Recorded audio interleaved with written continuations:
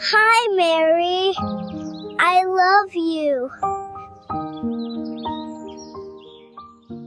It began with a whisper, faint as breath between leaves. Hi, Mary. I love you. No one was there. At least, no one the adults could see. Yet from that moment, something unseen took root in the Thompson home of Denver. Quiet, ordinary, and soon, holy.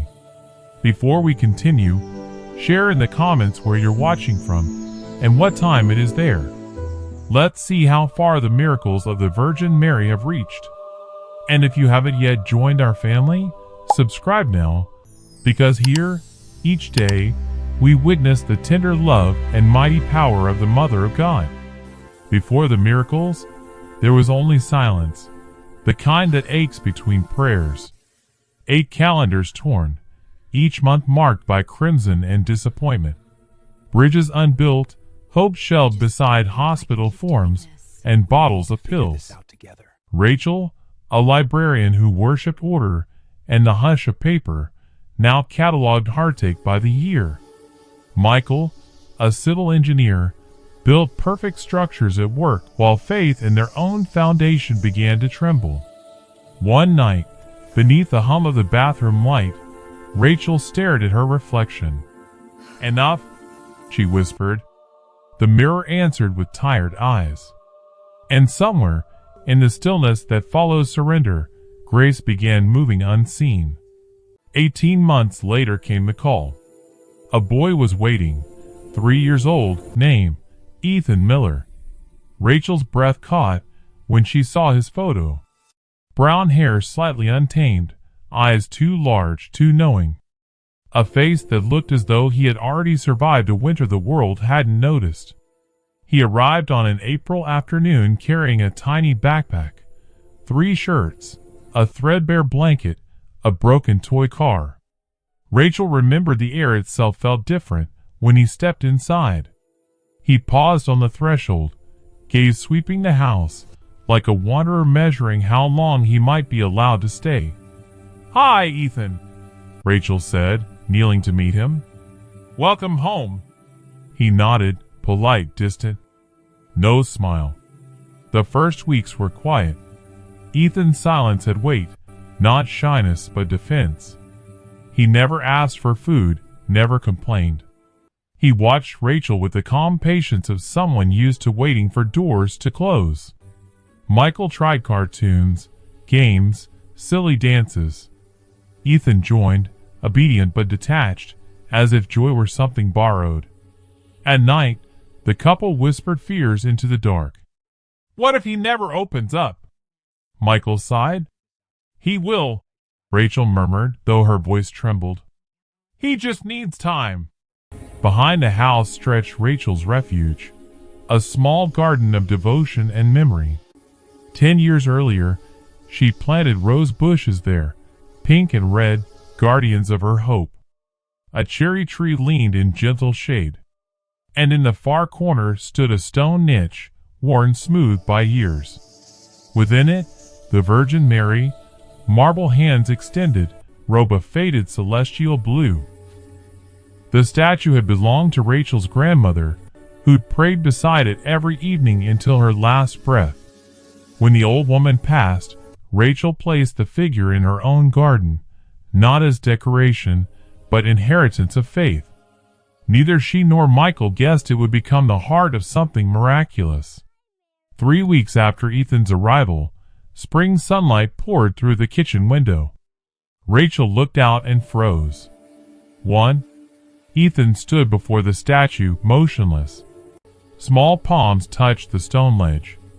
His mouth shaped silent syllables, head cocked, as if awaiting reply. A breeze stirred the roses. Rachel smiled faintly, thinking, maybe he's finally at peace. The next morning, as sunlight bled across the floorboards, Ethan broke his pattern of silence. "Can I go outside?" Rachel blinked, the first request he'd ever made. "Of course, sweetheart." He walked straight to the niche. No toys, no hesitation. From the window, Rachel watched him kneel, Hands folded clumsily, face lifted. Lips moved again, not in babble, but rhythm, conversation. Then stillness, listening. Rachel felt a tremor in her chest, curiosity laced with unease. She stepped outside quietly, the smell of earth thick after watering. "Ethan," she called gently. "Who are you talking to?" He turned, startled, guilt flickering across his face like a shadow. "To the lady in blue," he said simply. Rachel followed his gaze to the Virgin's painted robe. "The lady in blue? She's very kind." Rachel knelt, heart beating fast. "What does she say?" Ethan hesitated, his small fingers tracing the stone. "She says you want me to stay, that you won't send me away." The air thickened. Rachel's throat tightened. She cupped his face. "Ethan, look at me. You're home now. You're not going anywhere." He blinked, eyes bright with something beyond childhood. "That's what she said too." That night, Rachel said nothing to Michael. She wanted to believe it was imagination, the tender hallucination of a child learning love. Yet when she passed the window and saw moonlight washing over the statue, her skin prickled with something older than fear, remembrance. Each day afterward, Ethan returned to the garden. 10 minutes of quiet communion, lips barely moving, then laughter, sudden, pure, like sunlight finding a window that had long been closed. Rachel watched, torn between comfort and wonder. Then came Thursday. The air smelled of rosemary and rain. Rachel stood at the counter slicing carrots when Ethan burst through the door, breathless. "Mom, Rachel!" The name struck her heart like a bell. It was the first time he'd said it. She turned. "What is it, sweetheart?" He grabbed her hand. "Blue lady warns. Honey poison in neighbor's wall.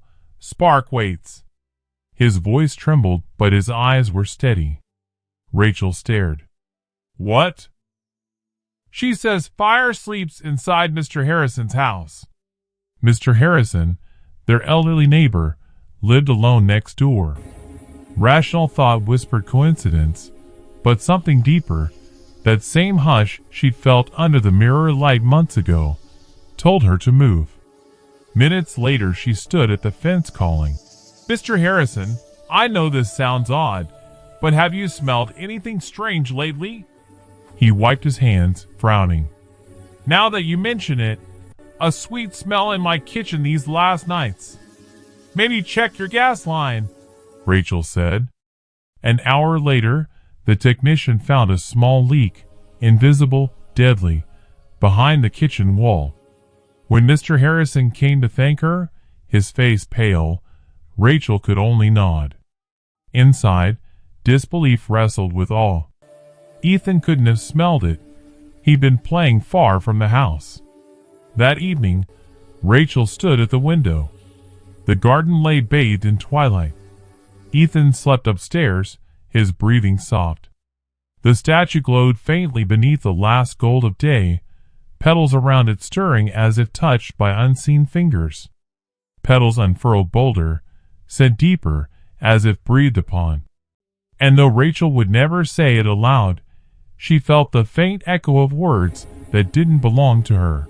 "Do not fear. He is home." For the next few days, the Thompson house lived under a strange quiet. Ethan played more now, laughter slipping out like light through curtains, but Rachel's heart had changed. She could no longer look at the small statue in the garden without remembering what had happened. That invisible warning, the smell of gas, the way the petals bloomed stronger that night. She wanted to call it coincidence, yet the word felt too small.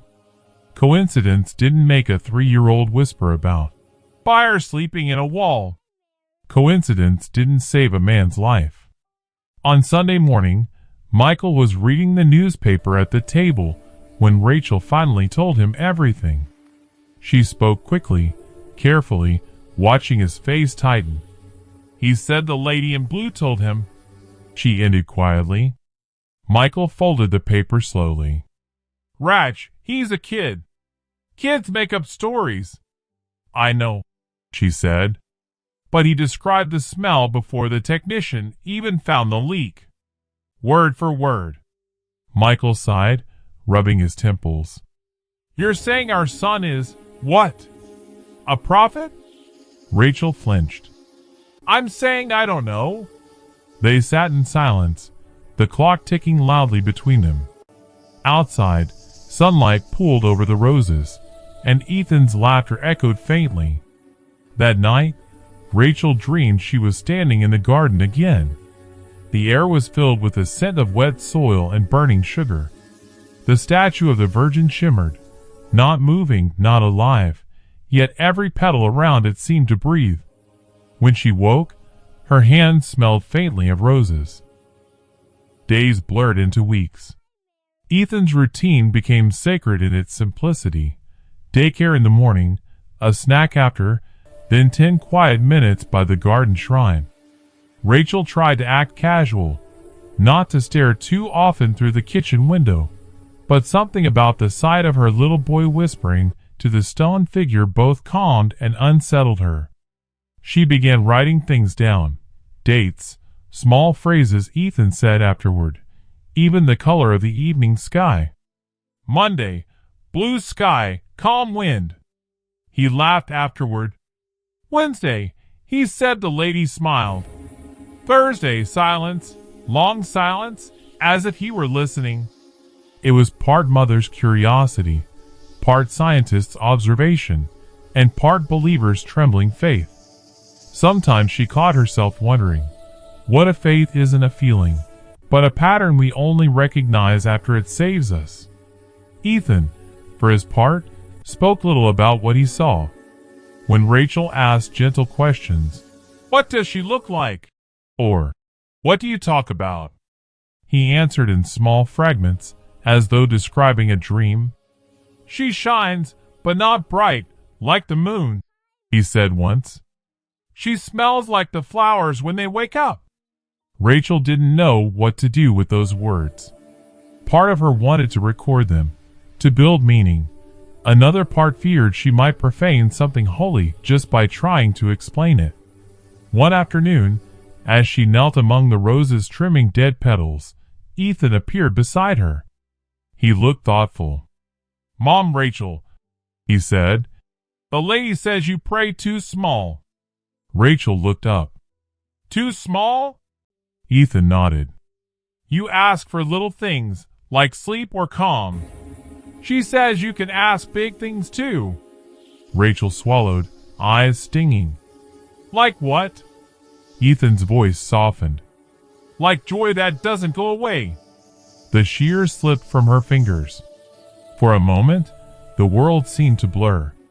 She gathered him into her arms, and Ethan let her hold him, still quiet, like a child who understood more than he should.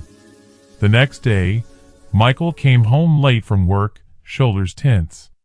He had spent the evening with colleagues, discussing a project. Rachel made tea while he loosened his tie. You're thinking about it again, he said finally. I can't help it. I'm not saying I don't believe something strange happened, he said carefully. But maybe Ethan overheard something, the gas company truck outside, or Mr. Harrison talking earlier. He was in the backyard. Rachel interrupted. There was no one there. Michael frowned. Then how? She had no answer. Only that the thought of dismissing it felt like turning her back on something luminous. Later that night, after Ethan had gone to bed, Rachel stood at the window again. The garden lay silver under the moon. She could hear faint rustling, maybe the cherry leaves, maybe more. She whispered, Who are you? Why us? There was no reply, only stillness and that faint, sweet scent that sometimes seemed to rise from the roses long after dark. A week later, Ethan's daycare teacher pulled Rachel aside during pickup. He's remarkable, the woman said cautiously. Quiet, but incredibly observant. Today, during nap time, one of the children had a nosebleed in their sleep. Before it happened, Ethan walked over and handed me tissues. He said he'll need these soon. Rachel's stomach tightened. And then? The teacher hesitated.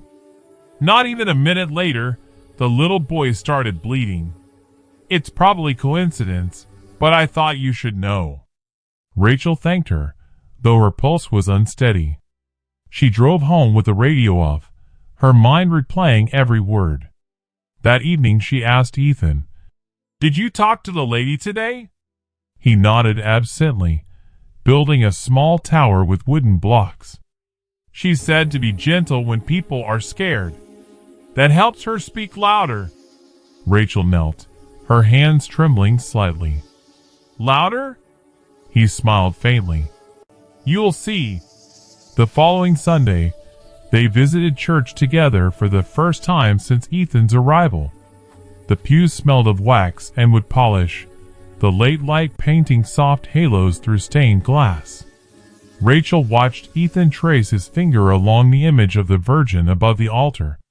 He smiled, not at the art, but at something beyond it.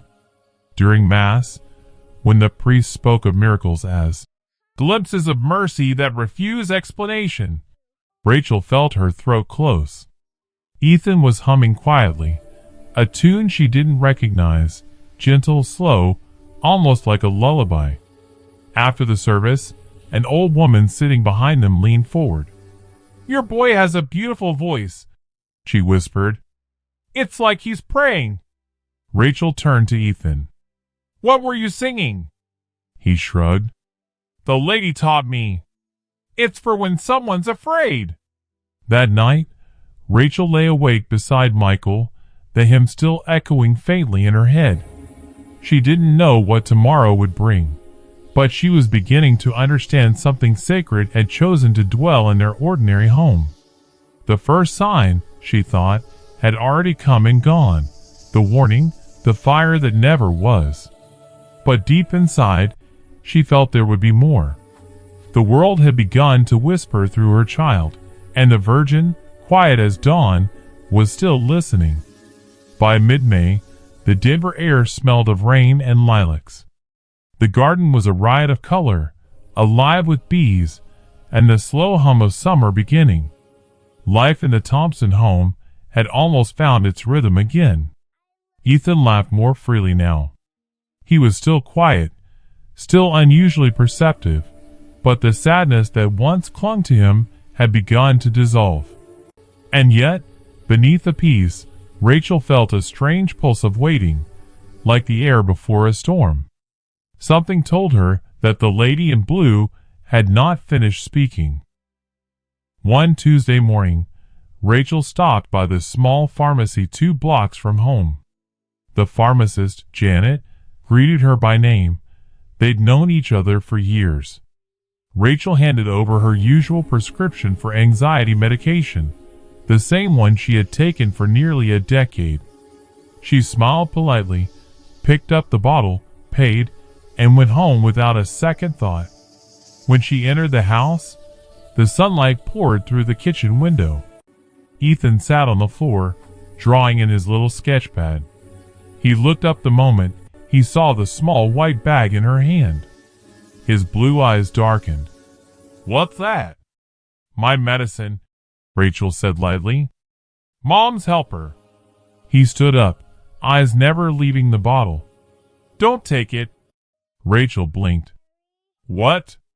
Ethan's voice came sharper than usual, urgent, trembling. "The lady said it's wrong. If you take it, you'll get very sick." She frowned, caught between concern and irritation. "Sweetheart, it's the same medicine I've been taking for years." He shook his head, stepping closer. "No, the wrong kind. She says it's bad, really bad. Honey poison, she said." "Honey poison?" Rachel repeated softly, the words chilling her more than she cared to admit. The phrase was strange, childlike, but somehow vivid. Ethan grabbed her hand with both of his. Please, Mom, Rachel. Please don't take it. She stared at him, his eyes wide and glistening, his little chest rising fast. For a moment, she almost laughed to ease the tension.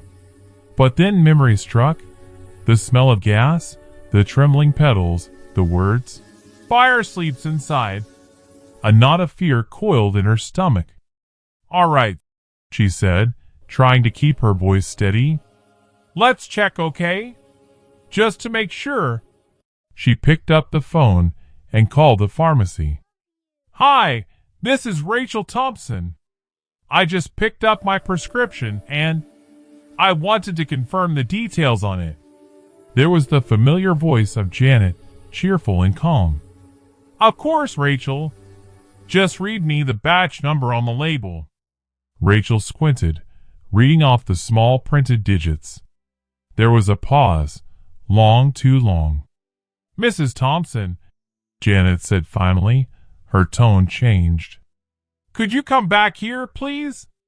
Bring the bottle with you. Right now." Rachel's hand went cold. "Why? What happened?" "I'll explain here," Janet replied, tight and careful. Within minutes, Rachel had bundled Ethan into the car and driven the short distance to the pharmacy. Janet and the manager, Patricia, were waiting behind the counter, pale and visibly shaken. Patricia spoke first. "Mrs. Thompson, there's been a very serious mistake. That bottle doesn't contain your prescription. The system mislabeled a shipment this morning." Rachel felt the room tilt slightly. "What's in it?" "A medication meant for severe hypertension. Given your current prescription and blood pressure, even a small dose could have triggered a dangerous reaction." Patricia hesitated, voice breaking. "If you had taken it this morning, it might have sent you into cardiac arrest." Rachel's throat closed. She couldn't breathe. "I almost did," she whispered. "I was going to." Janet nodded quickly. "We're so sorry, Rachel. We've already contacted the manufacturer. This will never happen again." But Rachel barely heard her. The world had gone silent except for the echo of Ethan's small, desperate voice. "The lady said it's wrong." Back in the car, Rachel sat still for a long moment. Ethan watched her quietly from the back seat, clutching his toy car. Finally, she turned around and reached for him, pulling him into her arms. "Thank you," she whispered into his hair. "Thank you, my love." He nodded against her shoulder. "She told me I had to say it fast." Rachel's tears came then, not just from fear, but from something deeper, the sharp awareness that heaven had bent down once more to reach them. That night, she told Michael everything. He listened in silence, face pale, hand gripping his coffee mug until his knuckles whitened. "You're saying our 3-year-old saved your life," he said finally, voice low. "Yes. Twice now." Michael set the mug down carefully. "Rach, do you realize what that means? If this is true—" She cut him off softly. "It is true." He rubbed his face, looking lost. "But why him? Why us?" Rachel shook her head. "Maybe because we needed to believe again." Neither spoke for a while. The hum of the refrigerator filled the kitchen. Outside, the garden glowed faintly in the moonlight, the Virgin's marble face serene as ever. Michael stood and walked to the window, staring at the statue. "I can't deny the facts," he said quietly. "But it scares me. What if this isn't good?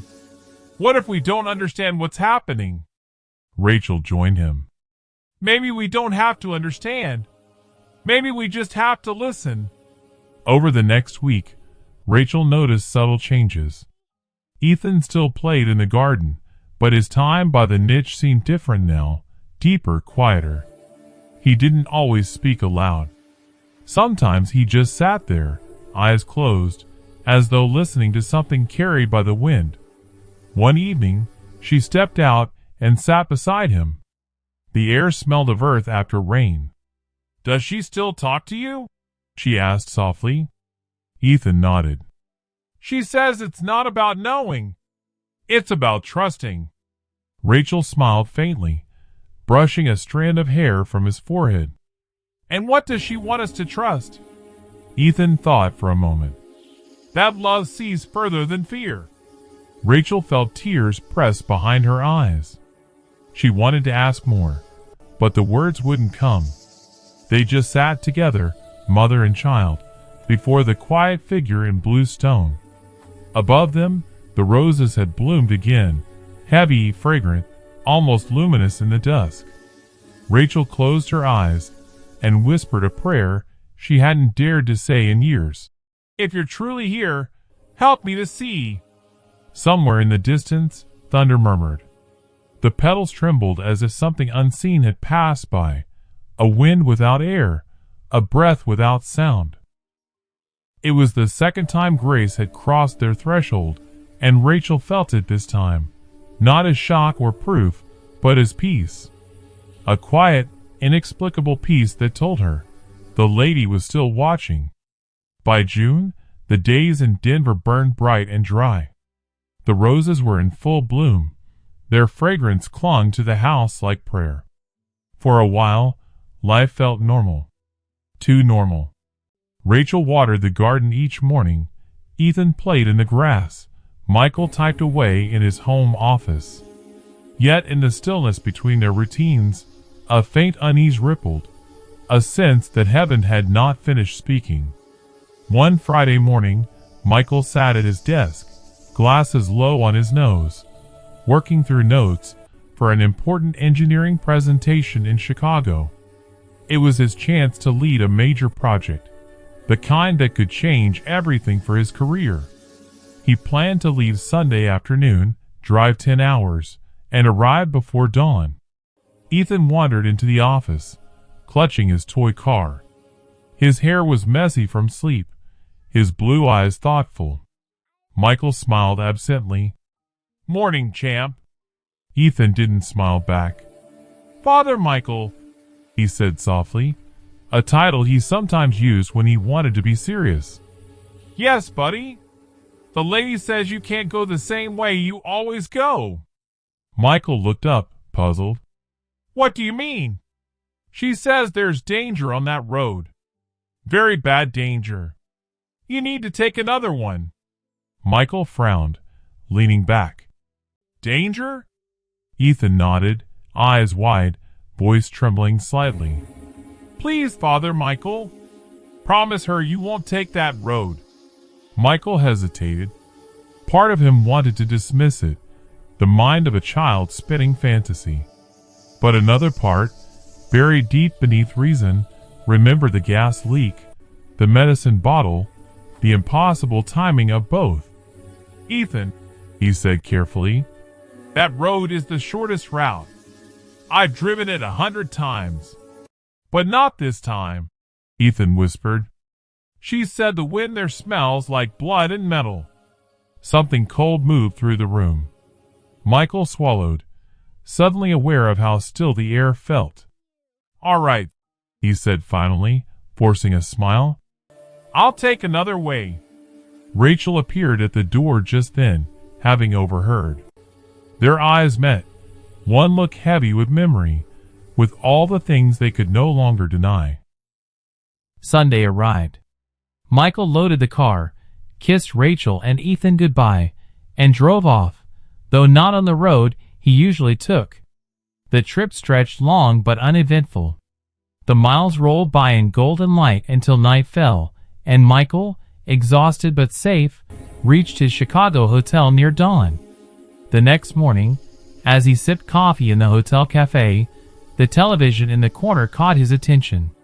The headline made his heart stop. "Fatal accident shuts down main highway, multiple injuries." He turned up the volume. The accident had happened at 7 p.m. the night before, precisely the time he would have been on that highway. A truck had jackknifed it across lanes, colliding with several cars. 4 people were in critical condition. The mud trembled in his hand. He couldn't finish his coffee. When he returned home 3 days later, Michael went straight to the garden. Ethan was sitting in front of the Virgin's niche, stacking small stones. Michael knelt beside him, voice thick. "Thank you," he whispered. "You saved my life." Ethan didn't look surprised. "She said you believe now." That night, Rachel and Michael sat in silence on the couch, their fingers entwined. "I can't call it coincidence anymore," Michael said finally. 3 times. Each one impossible. Rachel nodded slowly. "She's protecting us, Michael. All of us." He looked at her, eyes clouded with something deeper than fear, awe. "But why through him? Maybe children hear what adults have forgotten how to listen for." Neither spoke again, but both knew the world around them had shifted. A thin veil pulled back to reveal something vast, gentle, and terrifyingly real. 2 weeks later, the next sign arrived, not in their house, but through a voice trembling with love and guilt. It was a Saturday morning in late June. The sunlight spilled across the kitchen table where Rachel was making pancakes. Ethan was humming softly, a melody that sometimes came to him after his quiet talks in the garden. "Mom, Rachel," he said suddenly, setting down his fork. "Aunt Sarah is sick." Rachel froze. "What?" "The lady says it's very bad. She needs to go to the doctor right now." Rachel's heart skipped. Ethan had never met Sarah, her younger sister who lived an hour away in Boulder. They hadn't spoken much in years. Too many sharp words left hanging in old arguments. "Ethan," Rachel said gently, "you don't even know your Aunt Sarah." He met her gaze. "The lady showed me. She said you must call her now. She's in pain." Rachel's stomach tightened. She turned to Michael, who looked up from the newspaper, pale. Neither of them needed to speak. After the gas, the pills, and the highway, how could they ignore this? Rachel picked up the phone, her hands trembling as she dialed. The call rang 4 times before Sarah's voice answered, thin and strained. "Hello? Sarah, it's Rachel." A pause. "Rachel? Are you okay?" "I'm fine. I just need to ask something. Are you feeling sick?" Another pause, longer this time. When Sarah finally spoke, her voice cracked. "How did you know?" Rachel's breath hitched. "I've been having terrible stomach pain all week," Sarah continued. "I thought it was food poisoning, but it's getting worse. I didn't tell anyone." "Sarah," Rachel said urgently, "you need to go to the hospital. Now!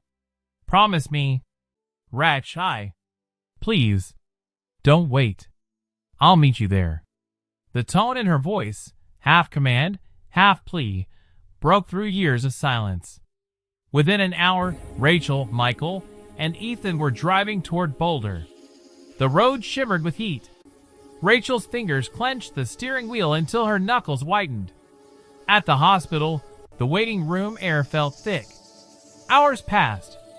Finally, a doctor appeared. "Are you Sarah Thompson's family?" "Yes," Rachel said, standing quickly. "Your sister had acute appendicitis. It was about to rupture. We operated in time, but it was very close. Another few hours, and the outcome could have been much worse." Rachel's legs nearly gave way. Michael caught her, guiding her to a seat as tears spilled down her cheeks. When they were finally allowed in, Sarah lay pale but awake, eyes wet. "How did you know?" she whispered. Rachel looked down at Ethan, who stood quietly beside her, his small hand resting against the hospital bed. "It's a long story." Sarah's lip quivered. "You saved my life." Rachel smiled through tears. "No, he did. We just listened." On the drive home, the late evening sky burned orange. The car was silent except for the sound of Ethan's soft humming. Michael reached over and took Rachel's hand. "He's not just our son," he said quietly. "He's a messenger. Rachel looked out the window toward the darkening horizon. Maybe he's both, she said. Maybe that's how grace works, through the ordinary people we love. At home, as dusk deepened, Rachel stepped into the garden. The roses were heavy with bloom, their scent almost overpowering.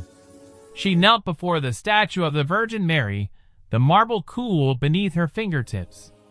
"Thank you," she whispered, "for saving them, for giving him to us." A wind stirred, soft and warm, rustling the petals. Somewhere in the shadows, Ethan's laughter rang out, clear, light, and alive. And for a fleeting instant, Rachel thought she heard another laugh join his, gentle, distant, like joy carried on the breath of heaven. By July, Denver pulsed with summer heat, the kind that silences even the birds. The Thompson garden was a blaze of color, its roses too heavy to hold their own heads. Rachel watered them early every morning before the sun rose too high, whispering small prayers she barely realized she was saying. Ethan had changed.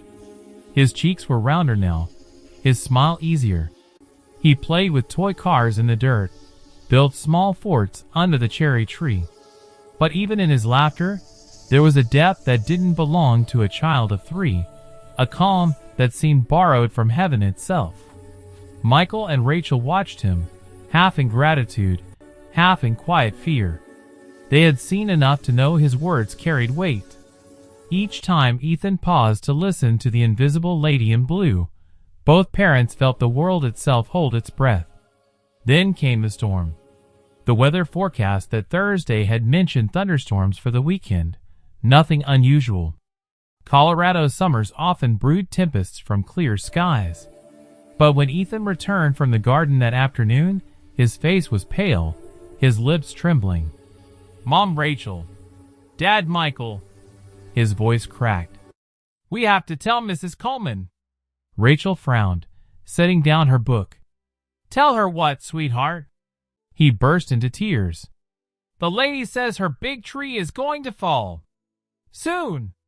You have to warn her." Michael blinked, trying to process the words. "Her tree? The cottonwood," Ethan sobbed. "The one by her room. It's going to break in the storm. You have to tell her tonight." Rachel felt her chest tighten. Mrs. Coleman, their neighbor across the street, was a kind widow in her 70s, who tended her yard with the patience of prayer. Her cottonwood tree had been there longer than most houses on the block, broad, ancient, strong. Michael crouched beside Ethan. "Buddy, trees don't just fall.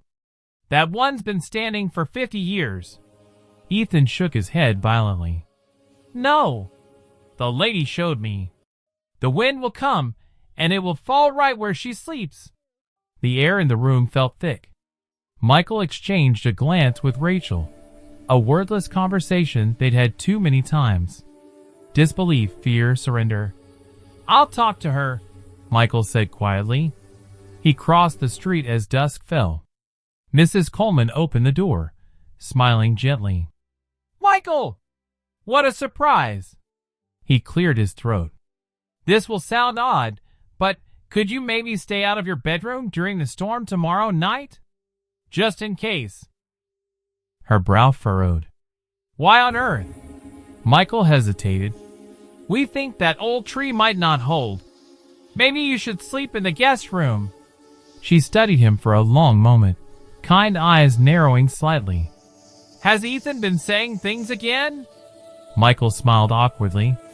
"He just worries.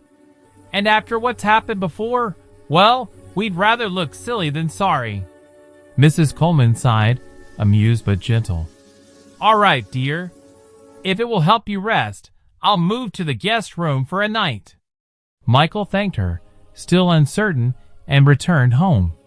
The next day, the sky darkened early. Heavy clouds rolled across the Rockies like bruises. By evening, rain drummed against the windows, the wind rising in long, howling breaths. Thunder cracked over the rooftops, sudden, fierce, intimate. Rachel checked the time. 9:30 p.m. Ethan was asleep upstairs, his small hand curled around his blanket. Michael stood at the window, watching the streetlights sway. Then, a sound unlike anything else. A sharp crack split the night, followed by a roar that made the walls tremble. The ground shuddered as though struck by a giant's hand.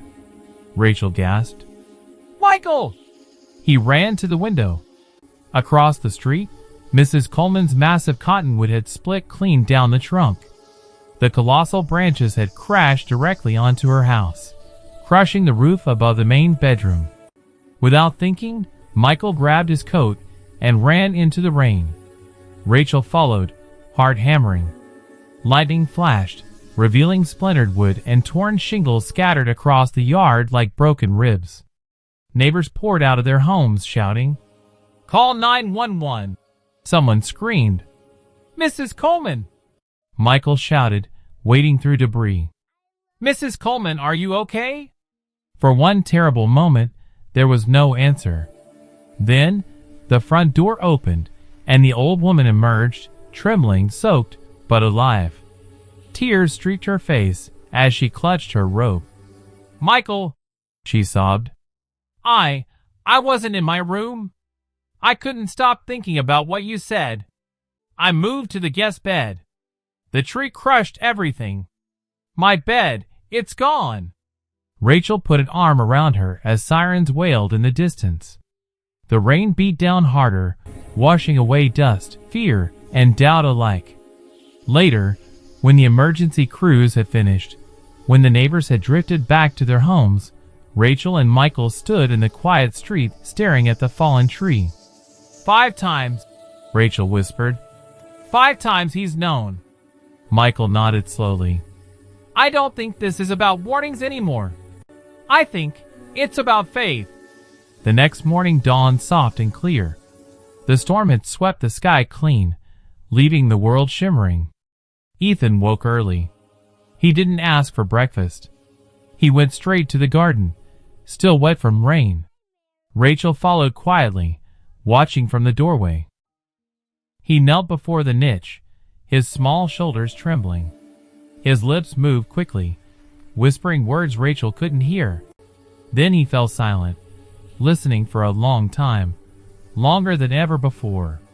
After a while, he nodded. Tears streamed down his cheeks, but his expression wasn't sorrow. It was peace. When he finally turned and walked back toward the house, Rachel met him halfway. "Ethan," she said softly, kneeling to meet his eyes. "What did she say?" He sniffled, wiping his face. "She said I helped who needed it. That it's okay now. That I can just be a kid." Rachel's throat tightened. "Did she say goodbye?" Ethan nodded. "She said she'll always take care of me, even if I don't talk to her anymore. And that she's proud of me." Rachel pulled him into her arms and held him until his breathing steadied. Above them, the morning sun broke through the clouds. The garden glistened, every rose washed clean by the storm. The lady in blue had fallen silent, but her peace remained, alive in the laughter of a little boy who had finally been allowed to just be a child. That evening, as dusk softened the horizon, Rachel sat alone on the porch. The scent of wet roses drifted across the yard. From inside came the muffled sound of Michael reading to Ethan, his small giggle rising like music. She looked toward the statue of the Virgin Mary, its marble glimmering faintly under the first stars. "Thank you," she whispered, "for every warning, every mercy, every breath you gave through him." The wind moved through the garden, gentle and warm. The roses swayed, their petals unfurling, releasing a scent so rich it almost hurt. Rachel closed her eyes. For a heartbeat, she thought she heard a voice, soft and distant, like a lullaby sung through leaves. "You were heard, long before you asked." And then, the garden was quiet again.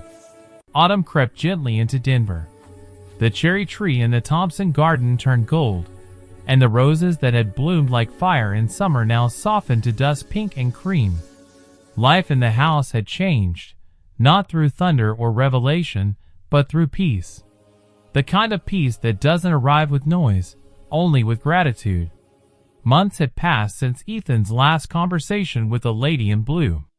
And yet, her presence lingered everywhere, in the quiet hum of morning light, in the warmth that filled their home, in the way Ethan now laughed without hesitation. He was still the same boy, yet utterly transformed. The solemn child who once whispered to invisible company was now a whirl of energy, running barefoot across the grass, chasing leaves, begging Michael to play catch after dinner. His laughter filled corners of the house that had never known joy. Rachel often watched him from the kitchen window, her hands wet from dishes, her heart heavy with a sweetness she could hardly name. It was not sadness. It was awe. Awe at the mystery that had chosen to live briefly within their ordinary days, and then departed without warning, leaving only light behind. Sometimes Ethan still went to the garden, pausing before the Virgin's niche. He didn't speak.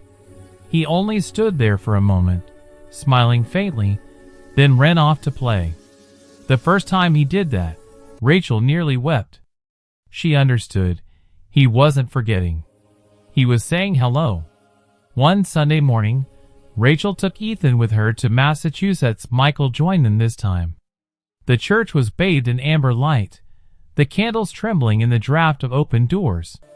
Ethan stood between them, small and solemn, his hand resting on Rachel's arm. When the choir began to sing the Salve Regina, Rachel noticed Ethan humming softly, the same melody he had once hummed at home, the one the lady had taught him. It rose faintly above the congregation, clear and pure, as though a second voice sang with him somewhere unseen. After communion, Rachel knelt, hands clasped, and whispered a prayer of thanks. Not for miracles, those had already happened, but for the quiet after them. The quiet in which faith learns to breathe again. When they left the church, an older woman from their parish approached. Her name was Mrs. Alvarez, and she had known Rachel's grandmother years ago. "I heard," she said gently, "about the little boy and the miracles. People are talking, you know." Rachel smiled softly. "Let them.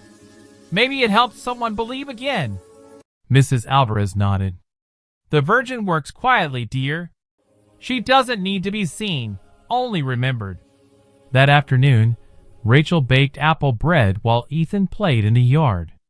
She could hear his laughter through the open window, not the laughter of a prophet, not of a chosen child, but of a little boy at last unburdened. Michael came up behind her, arms slipping around her waist. "He's happy," he murmured. Rachel leaned back against him. "He is. You ever wonder," Michael asked, "if it'll happen again? If she'll speak to him when he's older?" Rachel thought for a long moment, then shook her head. "No. I think her message was never about continuing. It was about healing. Once love restores what's broken, the miracle can rest." Michael kissed her temple. "Then I guess we just keep living it." They stood there together, watching Ethan run through falling leaves, his laughter bright, his shadow golden in the late light. Winter came early that year. Snow drifted against the garden fence, blanketing the roses in white. The statue of the Virgin stood serene under its light dusting of frost, her stone hands cupped like someone still holding prayer. One evening, just after Christmas, Rachel found Ethan sitting at the window, staring out at the moonlit garden. His face was calm, thoughtful. "Can't sleep?" she asked softly. He shook his head. "No. I was thinking about her." Rachel sat beside him. "The lady?" He nodded. "Do you think she's watching?" Rachel followed his gaze to the statue, barely visible in the dark. "I think she always is. Maybe not the way we expect. Sometimes she watches through the people she's already touched." Ethan smiled, small and sleepy. "Then she's in you too." Rachel's heart caught. She drew him close. "Maybe that's what she wanted all along," she whispered. Ethan yawned. "To stay." "Yes," Rachel said, kissing his hair. "To stay." She carried him to bed and tucked him beneath the blanket.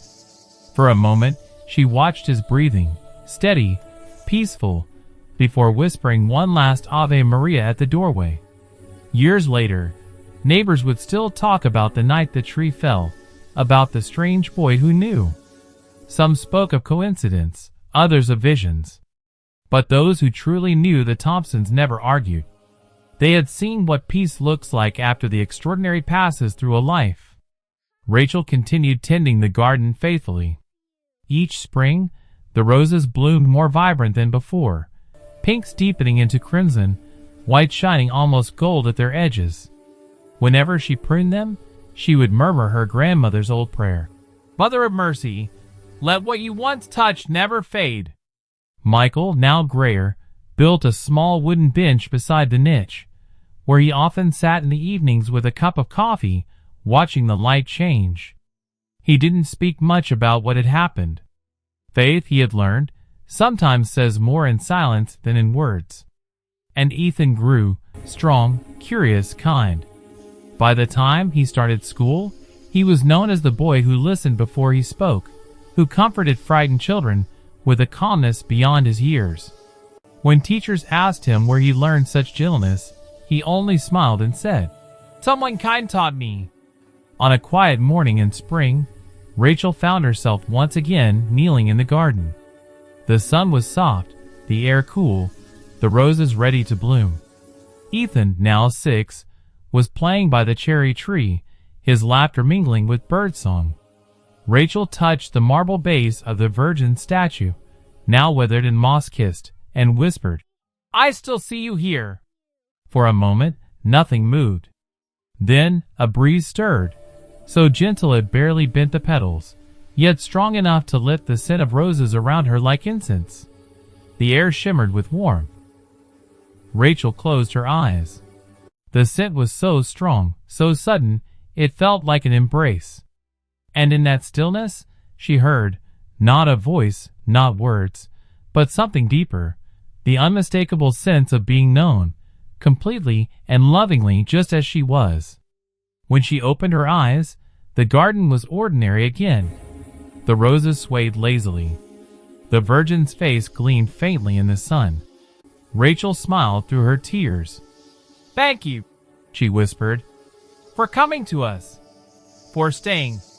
Ethan called from across the yard, "Mom! Look, the roses opened." She turned. The bushes, which had been tied buds moments before, now bloomed wide, drenched in color. Rachel laughed softly, a sound of wonder rather than surprise. The miracle had never left. It had only changed form, from visions and warnings into everyday grace, into laughter, into love. And sometimes, when the wind moved through the garden just right, carrying the faint, impossible scent of roses, Rachel would whisper the words that had begun it all. "Hi, Mary. I love you." And though no voice answered, she always felt the reply in her heart, steady, sure, eternal.